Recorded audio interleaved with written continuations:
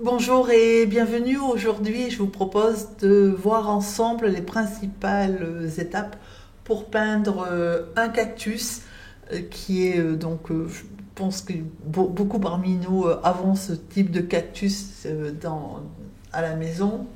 C'est relativement facile à peindre, même si vous débutez, et ça fait une déco de cuisine ou une petite carte qui est sympa.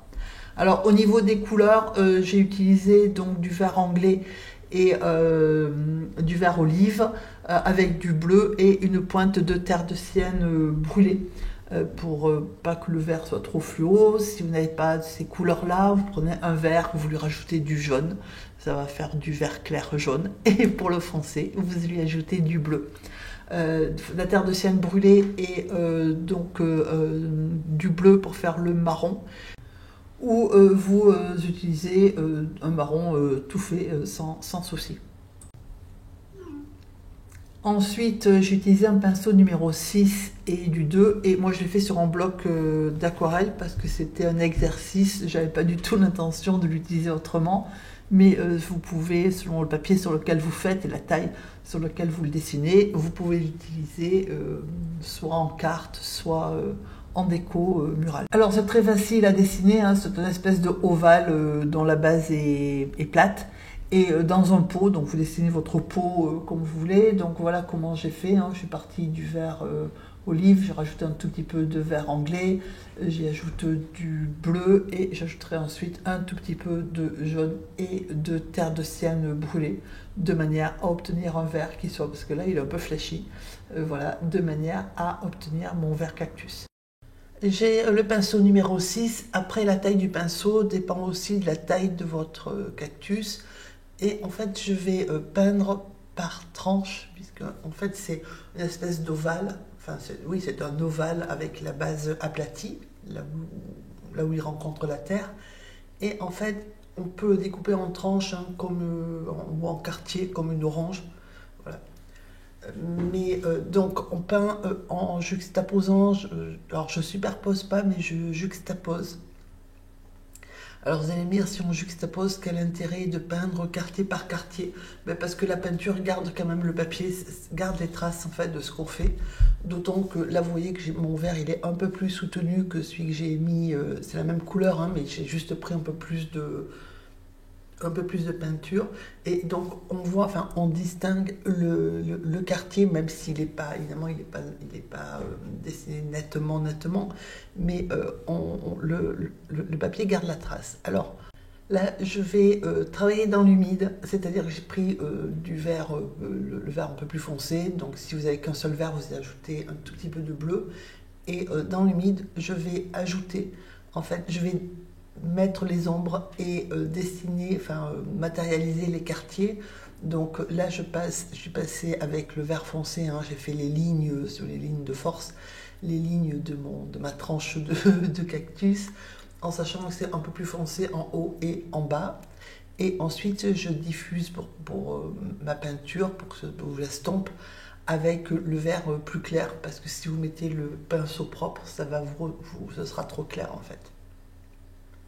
Donc là, il y a deux solutions. Soit vous le faites dans l'humide, comme je suis en train de faire, soit vous attendez que la première couche soit sèche et vous faites ensuite vos traits. Alors, avantage et inconvénient des deux solutions. La première, faut gérer l'humide, donc avec tout ce que ça implique.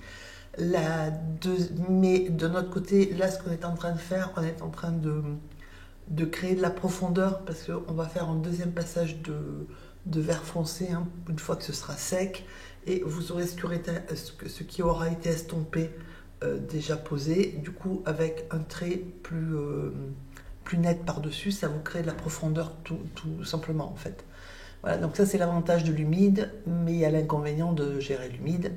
L'autre solution c'est de peindre le clair, d'attendre que ça sèche et ensuite de peindre le foncé. Alors voilà, donc en fait vous continuez comme ça jusqu'au bout, ce qui est pas, c'est pas difficile. Et une fois que vous avez fait tout votre cactus comme ça, vous laissez sécher, parce que là par contre il va falloir laisser sécher. Et voilà, donc et une fois que c'est sec, on repasse les traits foncés par-dessus et ensuite On fait des espèces de petites croix qui suggèrent, alors je sais pas si on dit les épines ou les aiguilles. Moi je les ai faites en vert foncé, donc c'est le même vert que tout à l'heure, mais j'ai rajouté du bleu dedans pour que ça soit plus foncé. On laisse sécher et ensuite j'ai rajouté des aiguilles un petit peu plus encore par-dessus, de manière à, alors pas partout, mais de manière à mettre en valeur un peu plus mes aiguilles et les dernières, je les ai faites marron. Alors là, j'ai voulu faire une petite fleur de cactus. Vous les faites la couleur que vous voulez. Moi, j'ai fait jaune parce que j'avais le jaune à portée de la main et que mon cactus, il fleurit jaune en fait. Mais il y en a d'orange, il y en a en rouge. Enfin voilà, vous choisissez la couleur que vous voulez. Et on fait très simplement, on suggère une fleur de cactus hein, c'est une forme évasée. Donc voilà, et à la base, j'y ai ajouté un tout petit peu de rouge de manière à ce qu'ils soient un tout petit peu plus orangés. Mais voilà, après j'ai fait vraiment le cactus que j'ai à la maison, il est plutôt boule le mien. Vous pouvez le faire plus élancé, c'est une question de choix. Et donc ensuite on va faire le pot. Donc là c'est pareil, le pot il y a de beaucoup de couleurs. Moi je suis restée dans les couleurs pot en terre, pot naturel, donc terre de sienne naturelle et avec un tout petit peu de terre de sienne brûlée. Donc là, c'est la terre de sienne qui est brûlée en fait, mais qui est très diluée.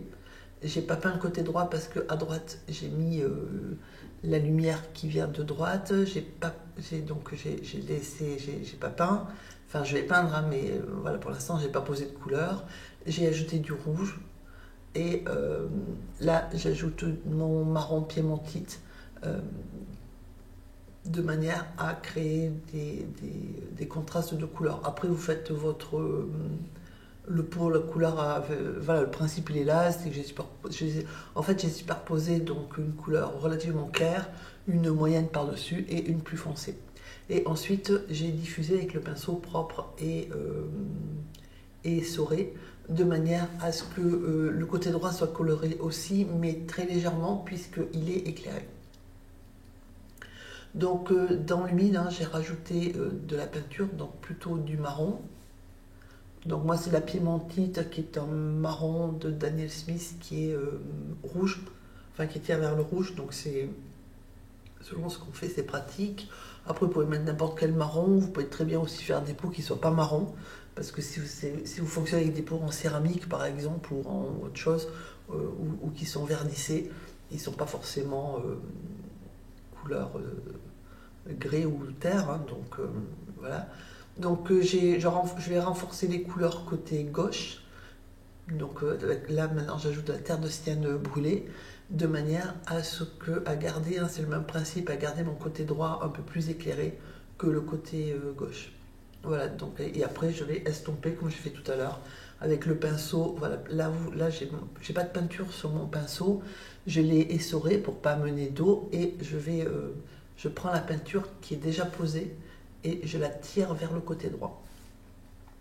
Et puis ensuite, vous renforcez certaines couleurs si vous estimez que ça doit être renforcé. Et par contre, une fois que ce sera sec, parce que moi j'ai fait autre chose en parallèle, une fois que c'est sec, il faut bien sûr ajouter de la terre, donc du marron foncé, peu dilué, au bas du pot, de manière à mettre la terre, le cactus en terre quand même. Voilà, mais moi mon cactus il a besoin d'être un peu rempoté parce que le pot est un peu petit. Enfin c'est exactement ce que j'ai à la maison, mis à part que mon pot est peut-être un peu plus symétrique des deux côtés. Mais c'est pareil, j'ai un cactus qui a besoin d'être rempoté et voilà, la plante est un peu grosse pour le pot. Donc ensuite dans l'humide, j'ajoute par petites touches un petit peu de couleur à gauche hein, pour renforcer le contraste. Voilà, donc cette vidéo est quasi terminée, c'est très simple à faire, c'est sympa, ça peut faire une jolie carte ou une petite déco murale en cuisine. Si vous voulez décorer votre cuisine, vous pouvez, je veux dire, des cactus, il y en a X variétés, donc vous pouvez varier les formes et les couleurs. Je vous souhaite une agréable journée, je vous dis à très bientôt.